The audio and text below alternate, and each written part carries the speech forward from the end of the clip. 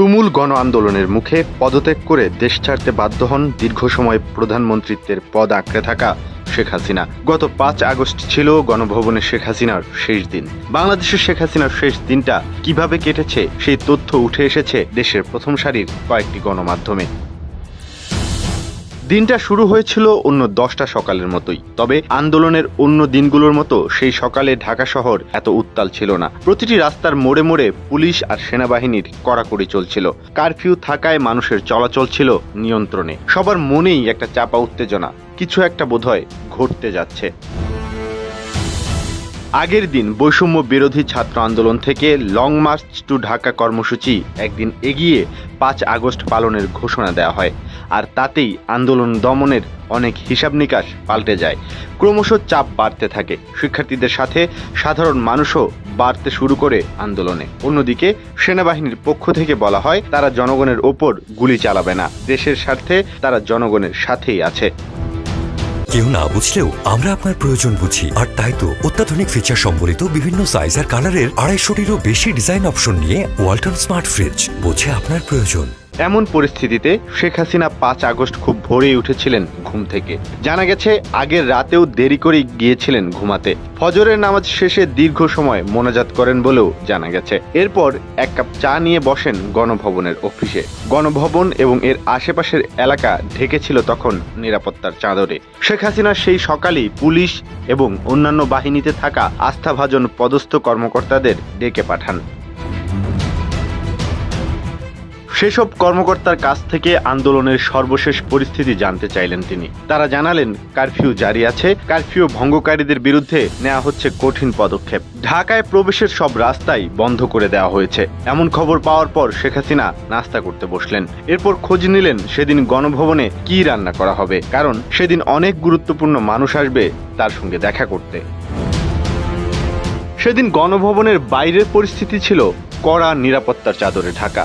যদিও রিকশা এবং ব্যাটারি চালিত রিকশাও চলতে দেখা গিয়েছিল গণভবনের আশেপাশে। শুধু গণভবন নয়, সংসদ ভবন এবং ধানমন্ডি ৩২-এ অবস্থিত বঙ্গবন্ধু স্মৃতি জাদুঘরও ছিল নিরাপত্তার চাদরে ঘেরা। তবে এত নিরাপত্তার মধ্যেই মানুষ জড়ো হচ্ছিল ঢাকার অলিতে গলিতে।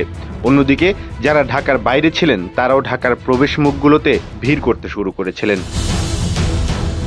এদিকে শেখ হাসিনা ততক্ষণে গণভবনে ঊর্ধ্বতন নিরাপত্তা কর্মকর্তাদের সঙ্গে বৈঠক শুরু করে দিয়েছেন। গোয়েন্দা তথ্যে ততক্ষণে জানা গেছে বড় কিছু একটা ঘটতে চলেছে, সম্ভবত গণ অভ্যুত্থান ঘটতে চলেছে। গোয়েন্দা পুলিশের সশস্ত্র সদস্যরা গাড়ি ও পথচারীদের থামিয়ে তল্লাশি চালাচ্ছিলেন সারা ঢাকা জুড়ে। কেন্দ্রীয় শহীদ মিনারের সামনে ততক্ষণে বেশ মানুষজন জড়ো হয়েছেন। চানখারপুলেও হয়েছে অনেক ছাত্র জনতার ভিড়। সেদিন এখানে আরেকটু পরেই অনেকে গুলিবিদ্ধ হয়ে নিহত হয়েছিলেন।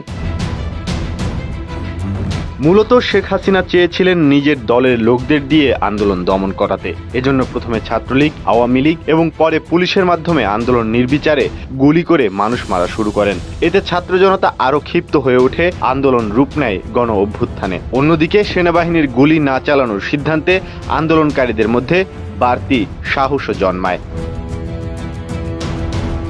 সকাল 10:30টায় শুরু হওয়া নিরাপত্তা বাহিনীর শীর্ষ কর্মকর্তাদের সঙ্গে করা বৈঠকে শেখ হাসিনা আন্দোলন দমাতে ব্যর্থ হওয়ায় নিরাপত্তা কর্মকর্তাদের ভর্ৎসনা করেন। এ সময় তিনি যে কোনো মূল্যে আন্দোলন থামানোর নির্দেশ দেন, কিন্তু আরও রক্তপাত এড়াতে সশস্ত্র বাহিনী তার এই নির্দেশ পালনে অস্বীকৃতি জানায়। তারা বলে এতে কেবল রক্তপাতই বাড়বে, মানুষকে আটকে রাখা যাবে না।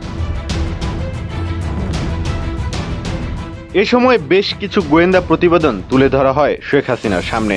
তাকে জানানো হয় ইতোমধ্যে ঢাকার প্রতিটি প্রবেশ মুখে লাখ লাখ মানুষ অবস্থান করছে। অনেক মানুষের উপর গুলি চালানো হয়েছে, কিন্তু মানুষ সরছে না, বরং সংখ্যাটা আরো বাড়ছে। সকাল থেকে 100 জনের বেশি নিহত হয়েছে। ঢাকা আর 1.5 থেকে 2 ঘন্টার মধ্যে দখলে চলে যাবে আন্দোলনকারীদের। শেখ হাসিনার সামনে পদত্যাগ ছাড়া আর কোনো পথ খোলা নেই।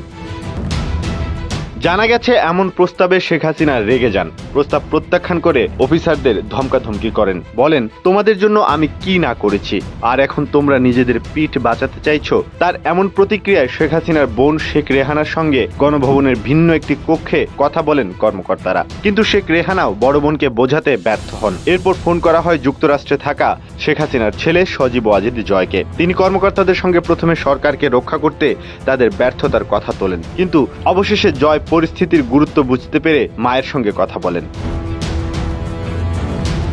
জয়ের সঙ্গে কথা বলার পরই শেখ হাসিনা পরিস্থিতির গভীরতা উপলব্ধি করতে পারেন। তিনি পদত্যাগে রাজি হলেন, কিন্তু তিনি 3টি ইচ্ছা প্রকাশ করেন।